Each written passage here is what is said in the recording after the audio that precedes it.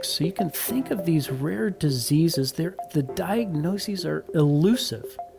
Right. And that is the key patient and familial, if you will, experience. It's this elusivity that is so frustrating. Welcome to the Life Sciences Leadership Podcast, where we delve deep into the life sciences industry and uncover effective strategies, innovations, and future trends.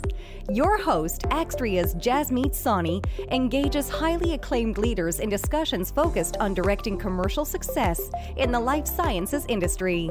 Whether you're transforming your commercial success strategy or just craving dynamic discussion, this is the show for you. Hello, everyone. I'm your host, Jasmeet Sawhney, and welcome to the Life Sciences Leadership Podcast, brought to you by Axtria. Our goal with this show is to bring to you effective strategies, innovations, and most importantly, people who are driving improved business and patient outcomes within the life sciences industry. Our guest today is Charlie Thompson. Charlie has over 30 years of experience in healthcare, financial services, and management consulting. Charlie has worked with 11 of the top 14 global pharmaceutical firms, helping them launch close to $10 billion in products. Charlie is a founding principal at Axtria, where he leads major client transformations such as commercial launches, post-merger integration, go-to-market pivots, and global digitization initiatives. His clients have publicly acknowledged his ability to help guide major initiatives that leverage clear values and guiding principles, along with authentic communication and storytelling. Previously, Charlie was a principal with MarketRx, and before that, he was with Assurant, where he launched a new department to support direct marketing operations. He graduated from the Kellogg Graduate School of Management with majors in finance and marketing, and was selected top marketing student by the faculty. He is a frequent guest speaker at Georgia Tech, Emory, PMSA, and the Sales Management Association on marketing strategy, sales for effectiveness, life sciences industry, and entrepreneurship. He also holds a patent in application of predictive models in customer call centers. Charlie, it's great to have you on the show, and thanks for joining. Jasmeet, it's truly my pleasure. Thank you. Charlie, today's topic is unique in so many different ways. We have talked about science and commercialization of rare disease therapies in the past, but it is the first time we are going to discuss this human side.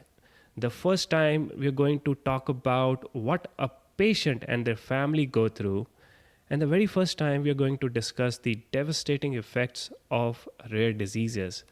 With that said, can you tell us how your family's rare disease journey, or if I may call it the struggle, started? What were the early signs? Great. Happy to do so, Jasmeet. And by the way, I know we use rare disease. What I would like to do is really think of this as elusive. Rare diseases are often elusive. And so for our conversation here, Jasmeet, let's you and I use rare and elusive interchangeably. And so let me tell you the story as it began, as it unfolded. This is back in 1978, and I am old enough to know that. My family, we were at a mall, the Sun Valley Mall, at Christmas time, and the mall was just packed. We were all in the pet store looking at beautiful little puppies, and my younger brother, Steve, who was a sixth grader at that time, and I was probably an eighth grader, so he said, "Hey guys, I'm going to go over to the toy store across the way." And we didn't think anything of it. And so Steve walked out of the pet store, got halfway across the hall, and he couldn't remember where he was going. And then he turned around, and he actually forgot where he came from. And he was lost in a mall at Christmas. And by the way, folks, this is way, way before there were mobile phones. Yeah. There was no cell phone, right? No find friends. So clearly, my family, we panicked, right? And we, of course, were able to locate Steve. But even though he was the same body, he was never the same Steve again. And what we noticed, Jasmeet, or what we learned, is that the link between his long-term and short-term memory had broken. right? He remembered his name, his address, his phone number. But for instance, some days he would wake up, take a shower, get breakfast, go get a shower, get dressed, have breakfast again. Wow. And so that was the first inkling that there was something really going on. And I can pause there, or I can go into kind of what we learned there, Jasmine. Now that's pretty challenging. You have a brother, you know him a certain way, and all of a sudden, all of this happens. And it's very difficult to, kind of absorb all of this while you're, growing up with a brother. Right. And so, what we learned, Jasmeet, is that we hypothesized, right, that the stress in his body brought on by puberty probably triggered his immune system to sense trouble in his body and go on the attack. Now, there was never any real diagnosis. The best we could get was a working diagnosis called Behçet's syndrome. And it's an autoimmune disorder. And ultimately, massive doses of steroids calmed his immune system and he stabilized. And that was, again, as I said, kind of the first chapter. And then I'd like to basically, over time, and this happens a lot with rare and elusive diseases, we call it symptom surfing. Symptom surfing. It's a rolling series of symptoms, Jasmeet. So, for instance, his memory was the first thing. Then his platelets plummeted and he couldn't clot. He got severe Crohn's. He got terrible wasting and he lost his night vision because, his body was not absorbing minerals and vitamins. Now, it is a rare disease, I guess, but it's really elusive. So, Steve, as a matter of fact, he named it Herbie. Okay. He named his where does that come from? Herbie. I don't even know. Okay. And it was his constant companion for life. So that's a key learning from Steve. Now, let me go on to the second chapter, and I don't want to, be Debbie Downer here whatsoever. That's not the point. And Charlie, before you go there, please. I have a very quick question. So you mentioned about different symptoms that surfaced over time. Yes. How do you really put your head together on, are these related or are they not? As these things are happening, do you know these are in series or this is just one-off things that are happening don't know? Yeah, and it's a great question, Jasmine. And that's why, we referred to it as symptom surfing, right? When you go to the beach, right, and you look out and you see the waves coming in, you know that out there in the deep that there are forces of nature that are driving these waves, right? You don't exactly know where they're coming from, but you know that they're coming and they have a certain rhythm and stuff like that. And when you get a certain symptom, so for instance, his Crohn's disease, which was clearly triggered by, something in his immune system, we have to ride that wave. And thank goodness for our industry, and I'm sure we'll talk about this, the life sciences industry, that there's some fantastic medicines available for severe Crohn's, right? And you just have to ride that wave. And then you don't exactly know what's going to happen next. So you can think of these rare diseases, the diagnoses are elusive. Right. And that is the key patient, familial, if you will, experience. It's this elusivity that is so frustrating. And I guess you experienced that one more time right after with another brother. Indeed. So chapter 2, Jasmeet, is my older brother, John. He was married and about 31 years old, living in Los Angeles, living the life, investment banker, executive MBA, and training for a marathon. And one day he walked out of his office and he couldn't find his car. And that was the last day he worked. Wow. For him, Jasmeet, we hypothesized that all the stress of this work and life and so on really triggered and signaled his immune system that something was on attack. And so in this case, with my older brother John, his immune system literally attacked his brain, giving him real, visible, and functional compromise. Actually, he exhibited symptoms of a classic stroke, and that would cause certain seizures. And it was the seizures that gave him some memory problems. And quite literally, I could sometimes cause a seizure, a very minor seizure, by using a particular tone of voice. And so that was his onset. And then the symptom surfing included, hypotheses of, a virus in the brain that were treated with very strong steroids, Thank goodness for those. And then strong doses of antivirals, which had come about through technology from the HIV epidemic. And then, of course, the antivirals weakened or damaged his pancreas, and then he became a diabetic. And so that's a good example, if you will, of this symptom surfing, right? You treat one thing with, for instance, the antivirals, and he was on such massive doses that, for instance, it brought on an early onset diabetes. That has its own series of excitements. So again, there's no, is it rare? I don't know, Jasmeet. We've never really had a specific diagnosis in my family with this, but it sure is, I guess it is rare, but it is elusive, if you see what I mean now. Sure. And you mentioned about exhibiting certain types of symptoms, like stroke type symptoms. Were there like ever things that were detected in the reports? Like, I'm pretty sure some testing was done, like MRIs of the brain and so on. Did they report anything like that, or there was just, there's something wrong? Exactly. So, actually MRIs, they detected brain damage, and that was literally brain damage inflicted by his immune system attacking portions of his brain, because they thought his brain was under attack by, again, our hypothesis was some form of a virus. Whether it was real or not, don't know, but the antivirals at least arrested that symptom surf wave, right? And literally my family say, you live to die another day, and that's a good day sometimes. Right. It is an understatement. You talk about family, to say that it must have been distressing for you, and but even more so for your parents. How do you cope with something like this? How did your parents cope with it?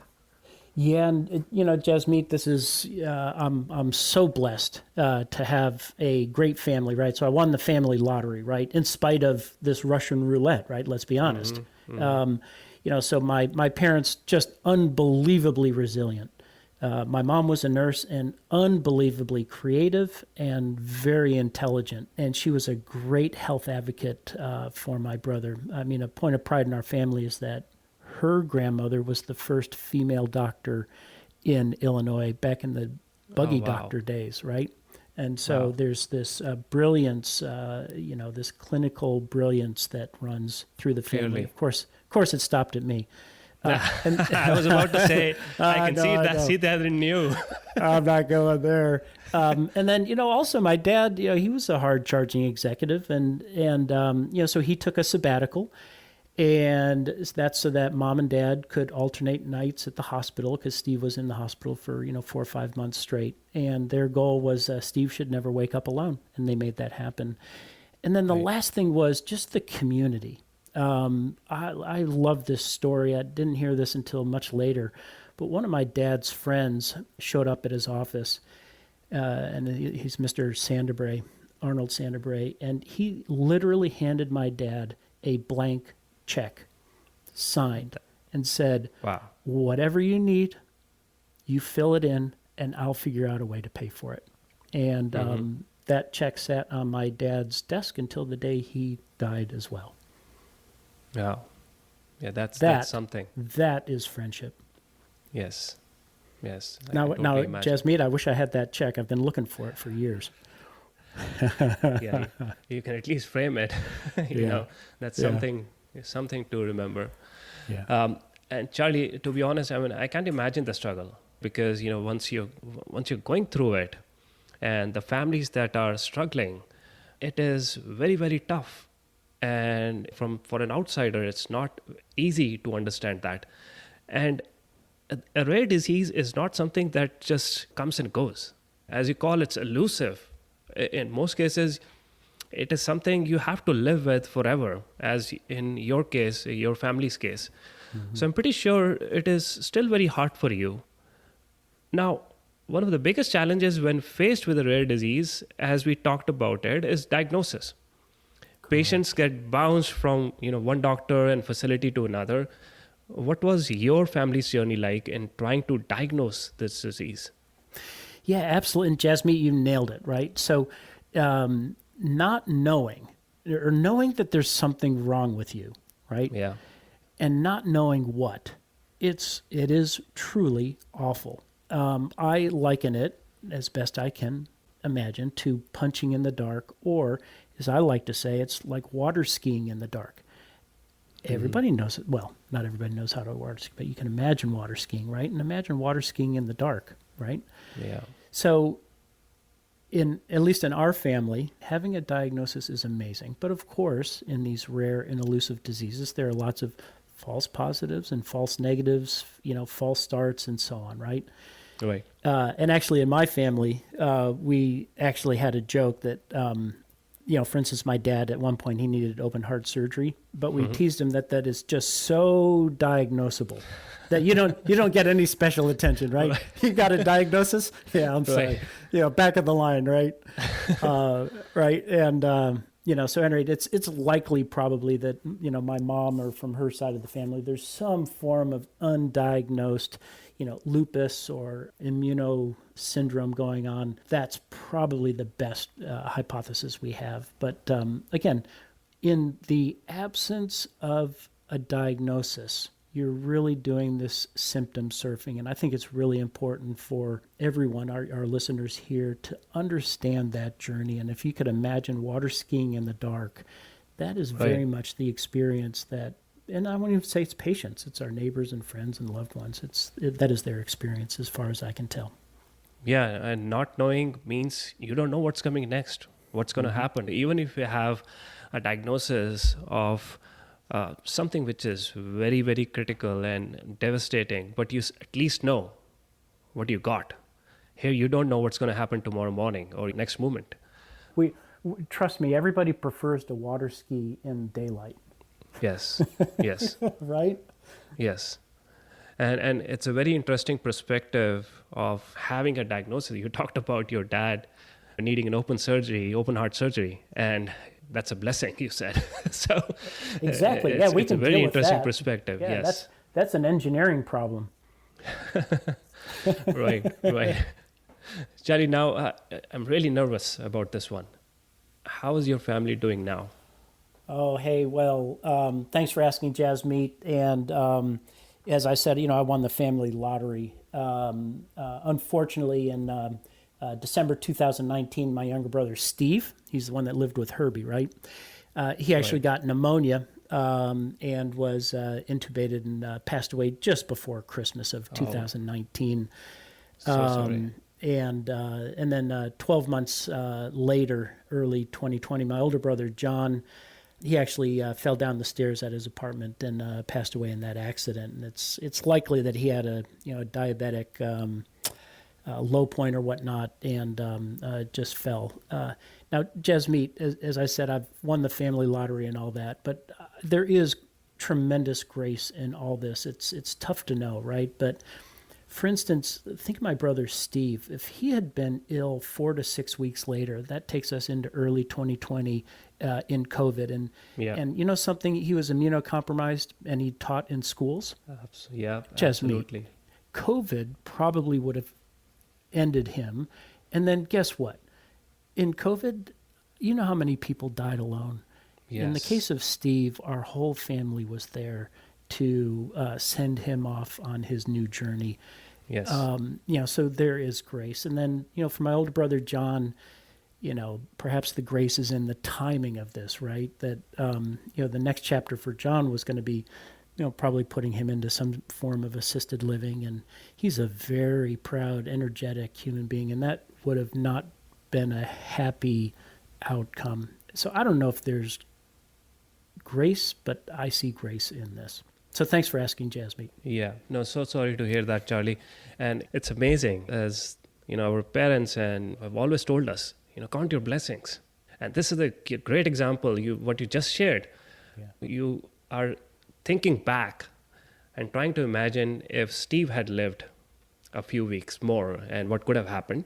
You were at least there with him at that point. The family was there. So it's just truly heartbreaking. On the other hand, the way your family accepted that is truly amazing. I know it is very hard to find positivity when you're going through all of this. There's so much hardship.